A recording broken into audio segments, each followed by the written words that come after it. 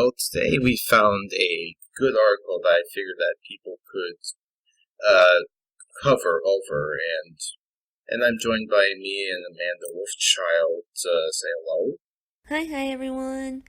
Be warned, this cancer is stage 4. Have your bleach ready to go. Yeah, I found this incredibly cringy article that I found to be incredibly just downright just weird and cringy. Just take a look for yourself. Believe me, this guy is crazy down to the bone. White people should be banned from doing yoga. Seriously, folks, how hard is it to understand, and how often do we have to keep repeating it? White people are continuing to recreate colonialist violence with their cultural consumption.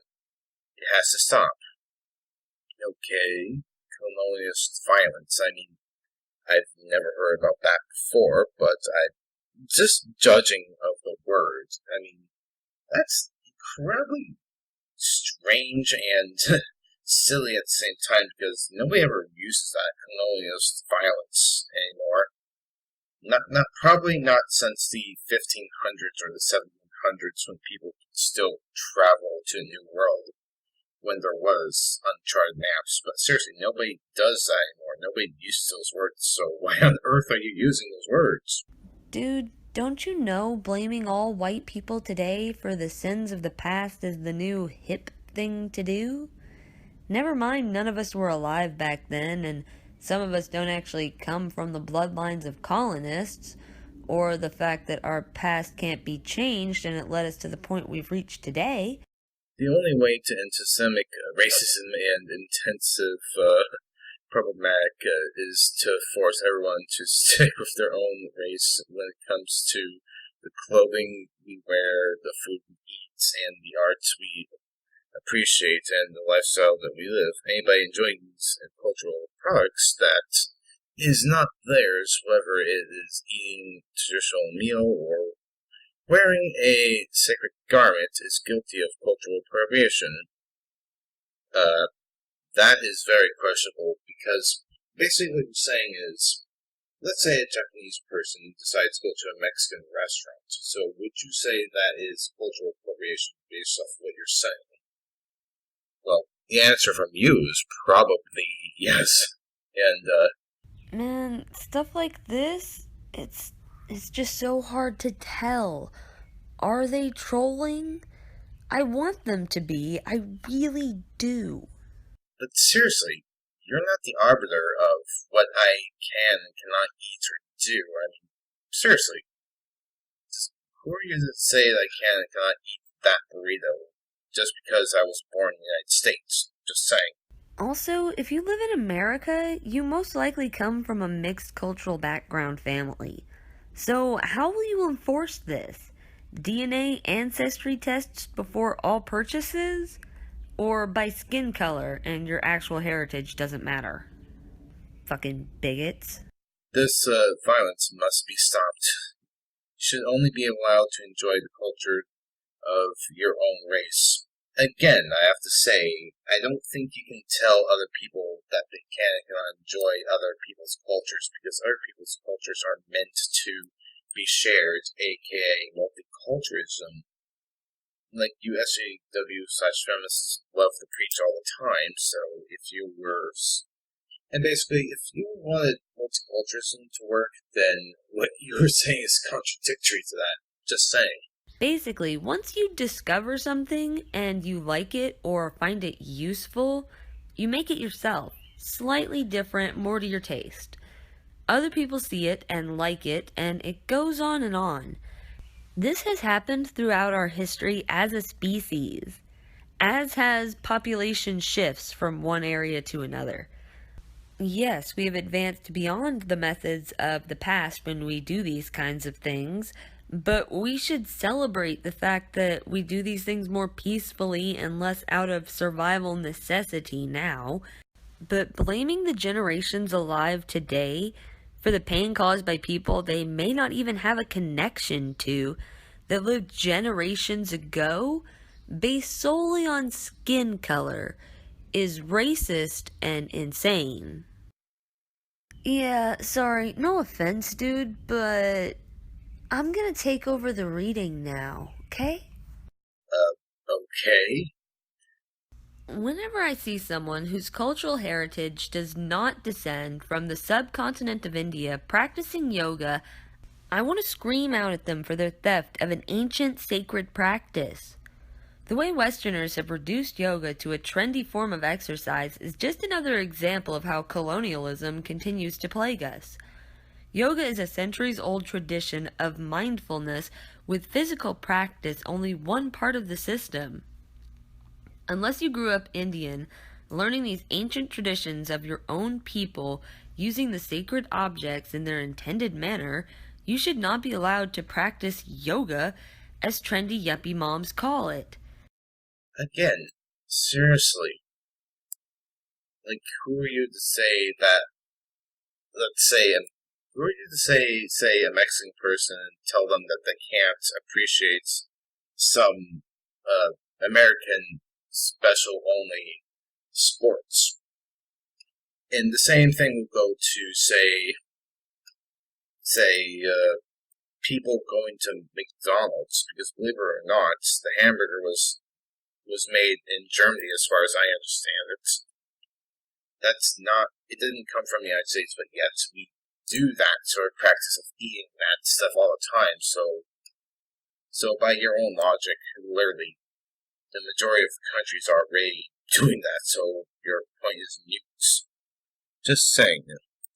These people in their Lollimon spandex yoga suits ignore the sacred and profound aspects of yoga as they grunt through half-assed stretches. They are literally recreating the same colonialist violence that Britain inflicted on India through yoga.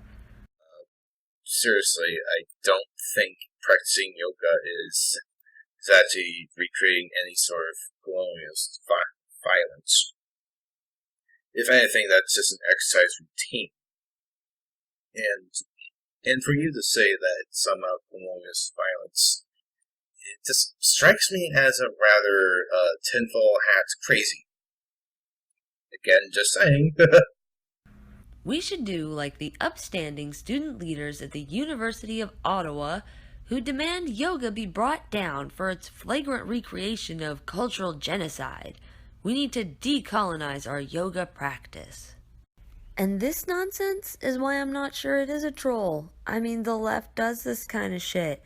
This article is being racist as fuck, forcing people to conform to little cultural boxes, and white people is meant to all be in one big empty box because all we do is steal culture.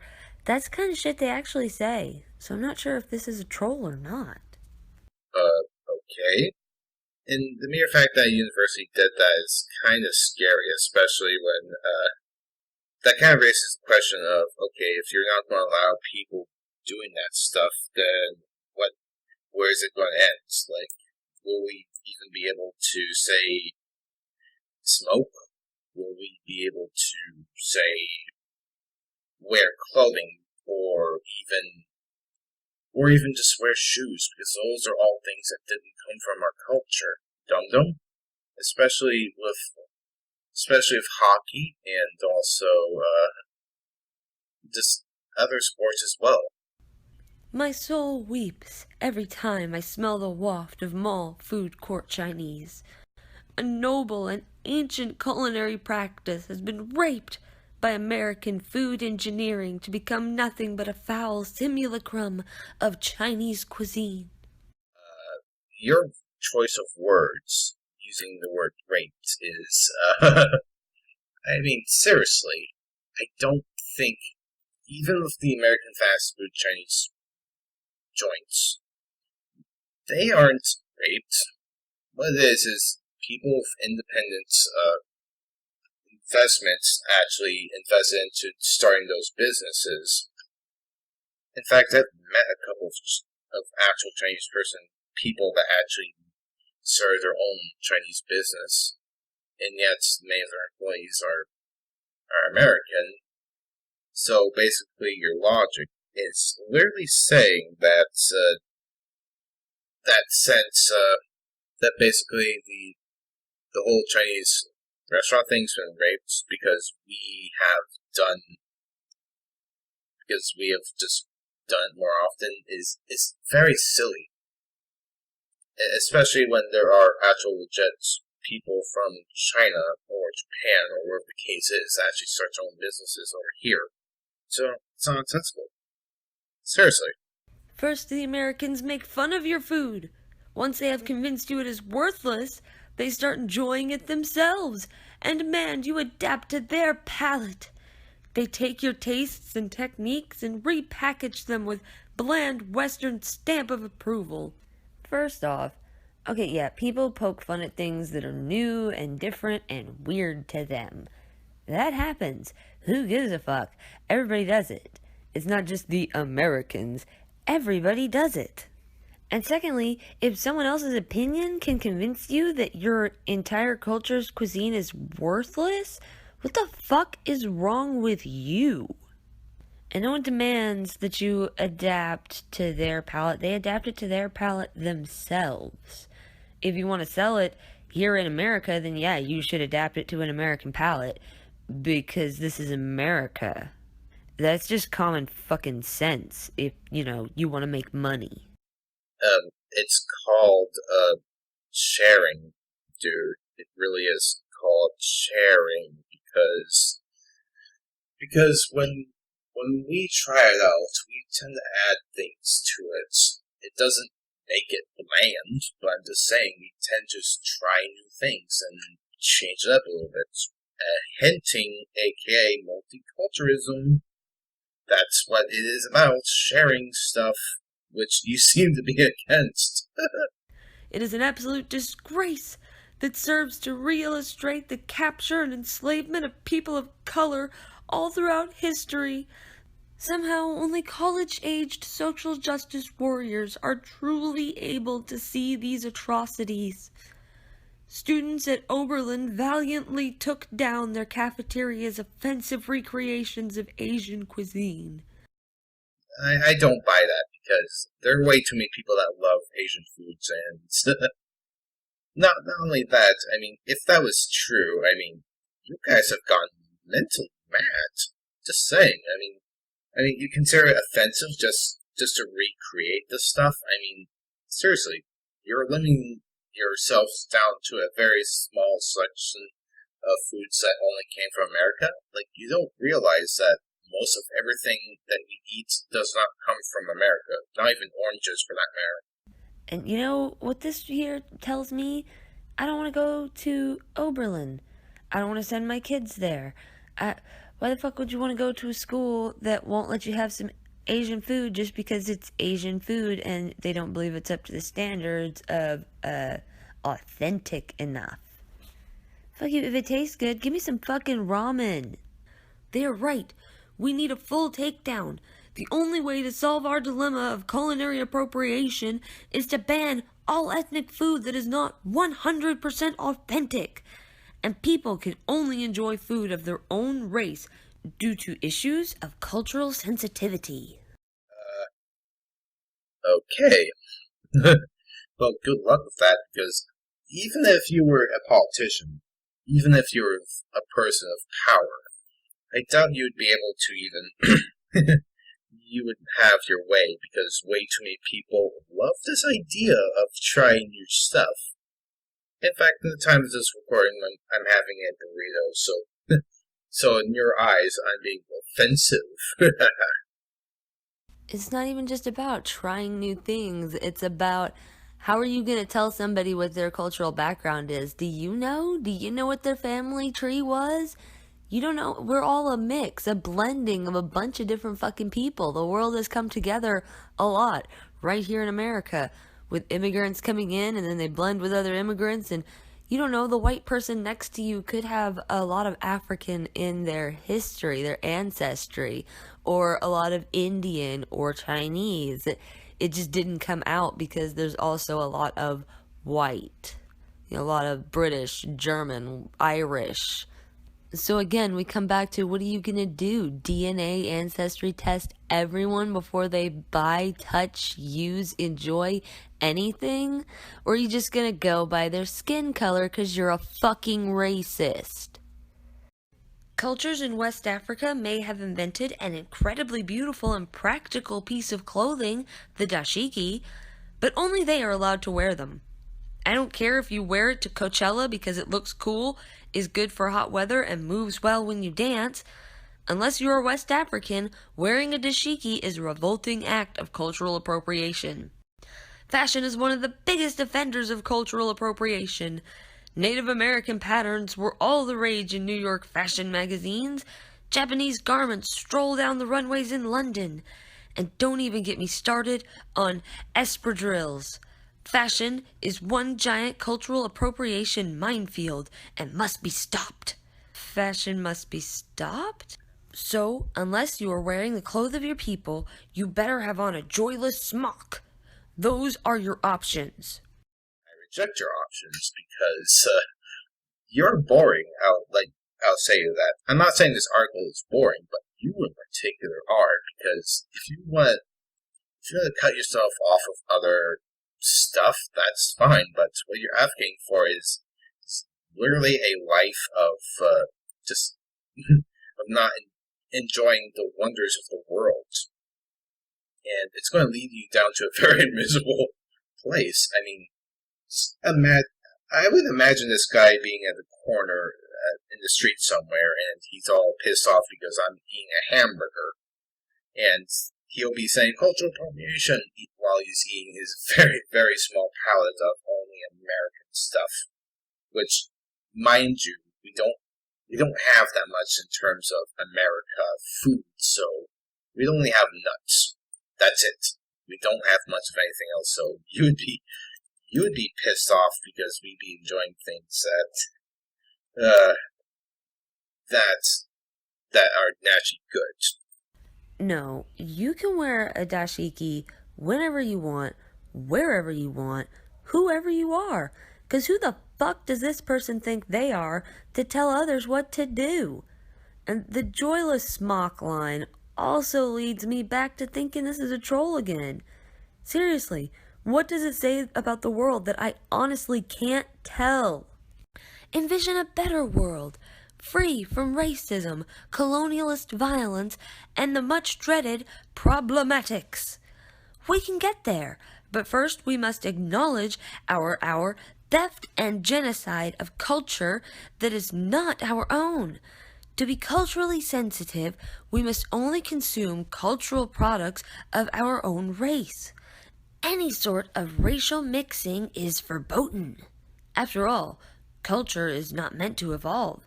It is a sacred, ancient thing that must never change. You just have to be a fucking troll. Dude, you have to be. Because change is the very nature of the universe. And as we're all now connected via modern technology, all cultural things are up for grabs. Anyone who sees it and likes it is free to make it. If enough people see and use something, it could become part of a global culture or internet culture, or even just be adopted into a local culture. You have no say or right to impede that, and you can't. There is no rational way to enforce what you are asking for. Seriously, you're saying you're against cultures changing or growing? I mean, man, you're backwards. You're perhaps the most backwards SJW/co or maybe po or whoever you are that I've ever seen or heard. Well, too bad for you, because, I mean, cultures around the world change all the fucking time, I'm just saying. Like, you can't expect the burrito to stay the same in 100 years from now. Or even other objects. And again, you're not the arbiter of what people should and should not do, so yeah. I would hope that everybody learned a lesson that apparently white people should not be allowed to have yoga, and also people shouldn't culturally appropriate anything that doesn't come from the same country as them. And remember, kids, always eat that burrito because it'll piss off this guy. And I really did enjoy this collab, so thanks for doing this with me, Amanda. Definitely thanks for doing this, Forbidden. Y'all go check out his channel. He does lots of things, from an in-depth cover of Steve Shives to battling Migleys. Well worth a browse through the cancer that is the comment sections of those videos. Hope y'all enjoyed whatever the hell this was supposed to be. And since I haven't shouted him out in a little while, definitely go check out Darkling Studios. He does the art for this channel, and it's really fucking awesome. Take it easy, and see you all later, and I gotta finish this burrito. Much love, everyone.